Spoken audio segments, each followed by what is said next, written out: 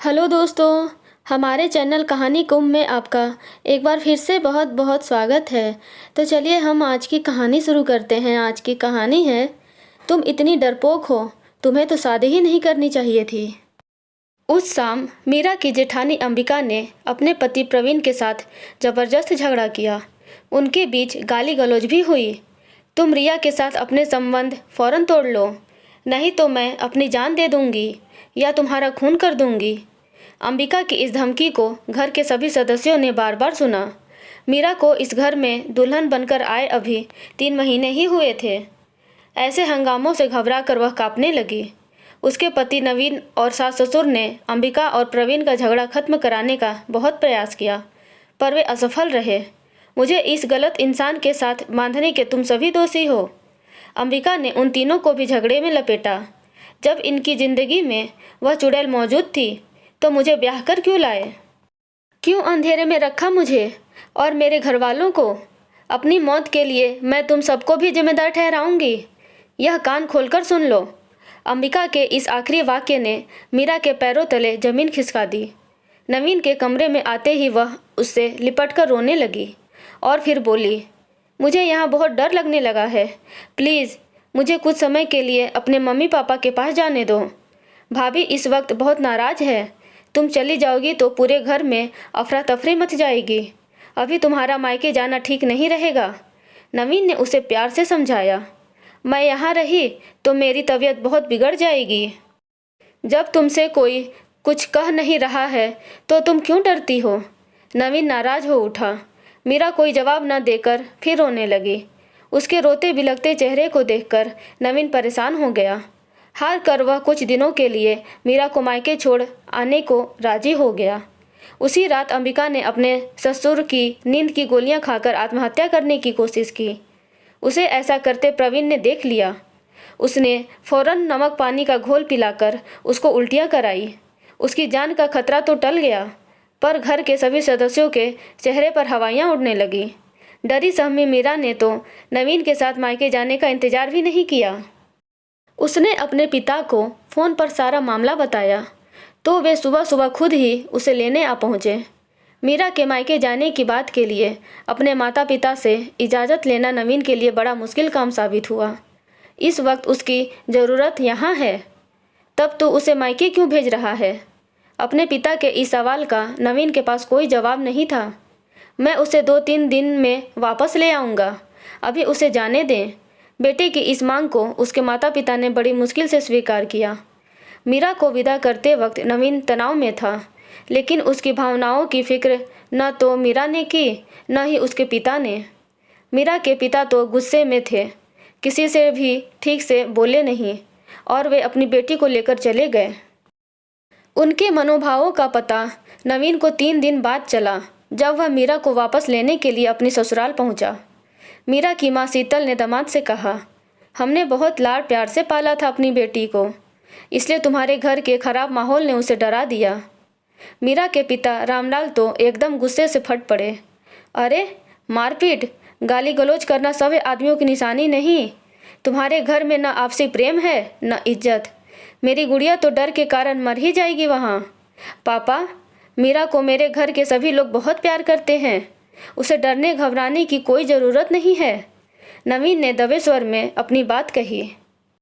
यह कैसा प्यार है तुम्हारी भाभी का, जो कल को तुम्हारे और मेरी बेटी के हाथों में हथकड़ियाँ पहनवा देगा? पापा, गुस्से में इंसान बहुत कुछ कह जाता है। अंबिका भाभी को भी मीरा बहुत पसंद है, वे इसका बुरा कभी नहीं चाहेंगी।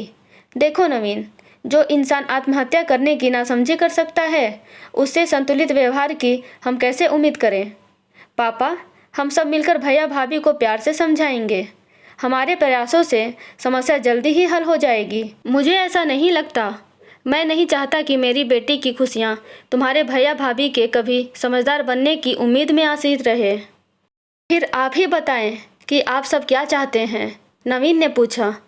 इस समस्या का समाधान यही है कि तुम और मीरा अलग रहने लगो। भावी मुसीबतों से बचने का और कोई रास्ता नहीं है। रामलाल जी ने गंभीर लहजे में अपनी राय दी। मुझे पता था कि देर सवेर आप यह रास्ता मुझे ज़रूर सुझाएंगे, लेकिन मेरी एक बात आप ध्यान से सुन लें। मैं संयुक्त परिवार में रहना चाहूँगा और रहूँगा। मीरा को उसी घर में लौटना होगा। नवीन का चेहरा कठोर हो गया। मुझे सचमुच बहुत वहाँ डर लगता है। मीरा ने सहमे हुए अपने मन की बात कही। न ठीक से नींद आती है, न कुछ खाया जाता है। मैं वहाँ लौटना नहीं चाहती हूँ। मीरा, तुम्हें जीवन भर मेरे साथ कदम से कदम मिलाकर चलना चाहिए। अपने माता पिता की बातों में आने के बजाय मेरी इच्छाओं और भावनाओं को ध्यान में रखकर काम करो। मुझे ही नहीं, पूरे परिवार को तुम्हारी इस वक्त ज़रूरत है। प्लीज़ मेरे साथ चलो। नवीन भावुक हो उठा। अपनी आदत के अनुरूप मीरा कुछ कहे सुनने के बजाय रोने लगी। उसकी माँ उसे चुप कराने लगी। पिता सिर झुकाकर खामोश बैठ गए। नवीन को वहाँ अपना हमदर्द या शुभचिंतक कोई नहीं लगा। कुछ देर बाद मीरा अपनी माँ के साथ अंदर वाले कमरे में चली गई। नवीन के साथ रामलाल जी की ज़्यादा देर बातें नहीं हो सकीं। तुम मेरे प्रस्ताव पर ठंडे दिमाग से सोच विचार करना नवीन। अभी मीरा की बिगड़ी हालत तुमसे छिपी नहीं है। उसे यहाँ कुछ और दिन रहने दो। ससुर जी की इस पेशकश को सुन नवीन अपने घर अकेला ही लौट गया। मीरा को वापस न लाने के कारण नवीन को अपने माता पिता से भी जली कटी बातें सुनने को मिली। गुस्से से भरे नवीन के पिता ने अपने समधी से फ़ोन पर बातें की। वे उन्हें खरी खोटी सुनाने से नहीं चूके। भाई साहब, हम पर गुस्सा होने के बजाय अपने घर का माहौल सुधारिए। रामलाल जी ने तीखे स्वर में प्रतिक्रिया व्यक्त की। मीरा को आदत नहीं है गलत माहौल में रहने की। हमने कभी सोचा भी न था कि वह ससुराल में इतनी ज़्यादा डरी सहमी और दुखी रहेगी। रामलाल जी, समस्याएं हर घर में आती जाती रहती हैं। मेरी समझ से आप मीरा को हमारे इस कठिनाई के समय में अपने घर पर रहकर भारी भूल कर रहे हैं। इस वक्त उसे यहाँ रखना हमारी मजबूरी है भाई साहब। जब आपके घर की समस्या सुलझ जाएगी तो मैं खुद उसे छोड़ जाऊँगा। देखिए, लड़की के माता पिता उसके ससुराल के मसलों में अपनी टांग अड़ाएं, मैं इसे गलत मानता हूँ। भाई साहब, बेटी के सुख दुख को नज़रअंदाज करना भी उसके माता पिता के लिए संभव नहीं होता। इस बात पर नवीन के पिता ने झटके से फ़ोन काट दिया। उन्हें अपने समधी का व्यवहार मूर्खतापूर्ण और गलत लगा। अपना गुस्सा कम करने को वे कुछ देर के लिए बाहर घूमने चले गए। अंबिका ने नींद की गोलियां खाकर आत्महत्या करने की कोशिश की है, यह बात किसी तरह उसके मायके वालों को भी मालूम पड़ गई। उसके दोनों बड़े भाई प्रवीण से झगड़ने का मूड बनाकर मिलने आए। उनके दबाव के साथ साथ प्रवीण पर अपने घर वालों का दबाव अलग से पड़ ही रहा था। सभी उस पर रिया के संबंध समाप्त कर लेने के लिए जोर डाल रहे थे। रिया उसके साथ काम करने वाली शादीशुदा महिला थी। उसका पति जापान में नौकरी करता था।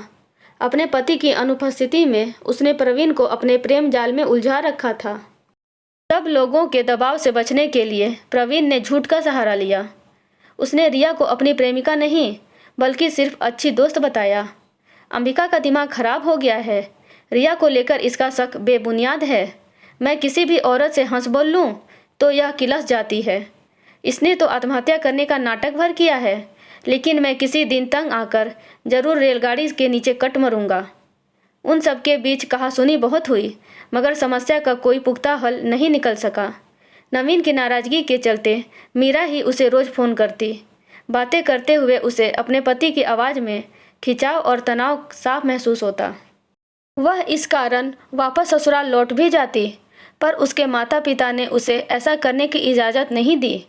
वहाँ के संयुक्त परिवार में तुम कभी पनप नहीं पाओगी मीरा, रामलाल जी ने उसे समझाया। अपने भैया भाभी के झगड़ों और तुम्हारे यहाँ रहने से परेशान होकर नवीन ज़रूर अलग रहने का फैसला कर लेगा। तेरे पास पैसा अपनी गृहस्थी अलग बसा लेने के बाद ही जुड़ सकेगा। बेटी, शीतल ने भी अपनी आपबीती सुनाकर बेटी को समझाया कि इस वक्त उसका ससुराल में न लौटना ही उसके भावी हित में है। एक रात फ़ोन पर बातें करते हुए नवीन ने कुछ उत्तेजित लहजे में पत्नी से कहा, कल सुबह 11 बजे तुम मुझे सुभाष पार्क में मिलो। हम दोनों रिया से मिलने चलेंगे।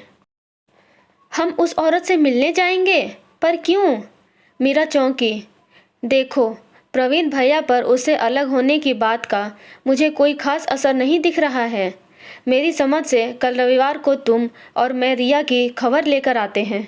उसे डरा धमका कर, समाज में बेइज्जती का डर दिखाकर, उसके पति को उसकी चरित्रहीनता की जानकारी देने का भय दिखाकर हम जरूर उसे भैया से दूर करने में सफल रहेंगे। नवीन की बातों से मीरा का दिल जोर से धड़कने लगा। मेरे मुंह से तो वहाँ एक शब्द भी नहीं निकलेगा। उस स्थिति की कल्पना करके ही मेरी जान निकली जा रही है। तुम बस मेरे साथ रहना, वहाँ बोलना कुछ नहीं पड़ेगा तुम्हें। मुझे सचमुच लड़ना झगड़ना नहीं आता है। वह सब तुम मुझ पर छोड़ दो। किसी औरत से उलझने के समय पुरुष के साथ एक औरत का होना सही रहता है। ठीक है, मैं आ जाऊंगी। मीरा का यह जवाब सुनकर नवीन खुश हुआ और पहली बार उसने अपनी पत्नी से कुछ देर अच्छे मूड में बातें की। बाद में जब मीरा ने अपने माता पिता को सारी बात बताई तो उन्होंने फौरन उसके इस झंझट में पड़ने का विरोध किया। रिया जैसे गिरे चरित्र वाली औरतों से उलझना ठीक नहीं बेटी। माँ ने उसे घबराए अंदाज में समझाया। उनके सगी साथी भले लोग नहीं होते। नवीन या तुम पर उसने कोई झूठा आरोप लगाकर पुलिस बुला ली तो क्या होगा? मीरा, तुम्हें नवीन के भैया भाभी की समस्या में फंसने की ज़रूरत ही क्या है? तुम्हारे संस्कार अलग तरह के हैं। देखो कैसे ठंडे पड़ गए हैं तुम्हारे हाथ, चेहरे का रंग उड़ गया है। तुम कल नहीं जाओगी। पापा ने सख्ती से अपना फैसला बेटी को सुना दिया। पापा, नवीन को मेरा न जाना बुरा लगेगा। मीरा रुआंसी हो गई। उससे मैं कल सुबह बात कर लूँगा, लेकिन अपनी तबीयत खराब करके तुम किसी का भला करने की मूर्खता नहीं करोगी। मीरा रात भर तनाव की वजह से सो नहीं पाई। सुबह उसे 2 बार उल्टियाँ भी हो गई। ब्लड प्रेशर गिर जाने की वजह से चक्कर भी आने लगे। वह इस कदर निढाल हो गई कि 4 कदम चलना उसके लिए मुश्किल हो गया। वह तब चाह कर भी नवीन के साथ रिया से मिलने नहीं जा सकी थी। रामलाल जी ने सुबह फ़ोन करके मीरा की बिगड़ी तबीयत की जानकारी दामाद को दे दी। नवीन को उनके कहे पर विश्वास नहीं हुआ। उसने रूखे लहजे में उनसे इतना ही कहा, जरा सी समस्या का सामना करने पर जिस लड़की के हाथ पांव फूल जाएं और जो मुकाबला करने के बजाय भाग खड़ा होना बेहतर समझे, मेरे ख्याल से उसकी शादी ही उसके माता पिता को नहीं करनी चाहिए। रामलाल जी कुछ तीखी प्रतिक्रिया व्यक्त करना जरूर चाहते थे, पर उन्हें शब्द नहीं मिले। वे कुछ और कह पाते उससे पहले ही नवीन ने फ़ोन काट दिया। उस दिन के बाद से नवीन और मीरा के संबंधों में दरार पड़ गई। फ़ोन पर भी दोनों अजनबियों की तरह ही बातें करते। नवीन ने फिर कई दिनों तक जब मीरा से लौट आने का जिक्र ही नहीं छेड़ा तो वह और उसके माता पिता बेचैन हो गए। हार कर मीरा ने ही इस विषय पर एक रात फ़ोन पर चर्चा छेड़ी। मीरा, अभी भैया भाभी की समस्या हल नहीं हुई है। तुम्हारे लौटने के अनुरूप माहौल अभी यहाँ तैयार नहीं है। ऐसा रूखा सा जवाब देकर नवीन ने फ़ोन काट दिया। विवाहित बेटी का घर में बैठना किसी भी माता पिता के लिए चिंता का विषय बन ही जाता है। बीतते वक्त के साथ शीतल और रामलाल जी की परेशानियां बढ़ने लगीं। उन्हें इस बात की जानकारी देने वाला भी कोई नहीं था कि वास्तव में मीरा के ससुराल में माहौल किस तरह का चल रहा है। समय के साथ परिस्थितियां बदलती ही हैं। अंबिका और प्रवीण की समस्या का भी अंत हो ही गया। इसमें नवीन ने सबसे ज़्यादा महत्वपूर्ण भूमिका निभाई। अपने एक दोस्त और उसकी पत्नी के साथ जाकर वह रिया से मिला। फिर उसके पति से टेलीफोन पर बात करके उसे भी रिया के प्रति भड़का दिया। नवीन की धमकियों और पति के आक्रोश से डरकर रिया ने नौकरी ही छोड़ दी। प्रेम का भूत उसके सिर से ऐसा उतरा कि उसे प्रवीण की शक्ल देखना भी गवारा न रहा। कुछ दिनों तक प्रवीण घर में मुंह फुलाए रहा, पर बाद में उसके स्वभाव में परिवर्तन आ ही गया।